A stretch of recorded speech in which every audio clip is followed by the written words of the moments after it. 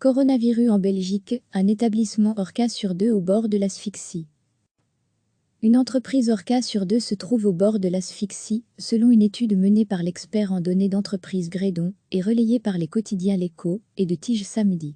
Même en cas de réouverture des établissements le 8 juin, en faisant l'hypothèse que les entreprises Orca engrangeront 50% de leurs revenus habituels jusqu'à la fin de l'été, 25% continueront à faire face à de sérieux problèmes.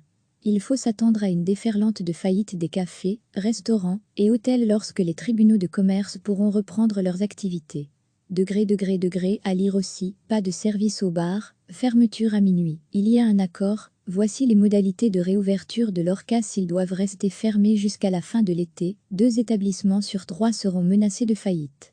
À Bruxelles, la Fédération régionale de l'Orca fait le même constat.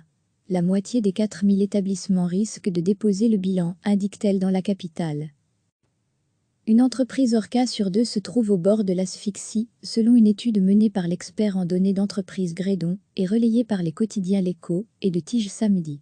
Même en cas de réouverture des établissements le 8 juin, en faisant l'hypothèse que les entreprises Orca engrangeront 50% de leurs revenus habituels jusqu'à la fin de l'été, 25% continueront à faire face à de sérieux problèmes.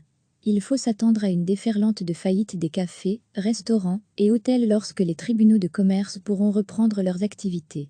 Degré à lire aussi, pas de service au bar, fermeture à minuit. Il y a un accord, voici les modalités de réouverture de l'Orca s'ils doivent rester fermés jusqu'à la fin de l'été. 2 établissements sur 3 seront menacés de faillite.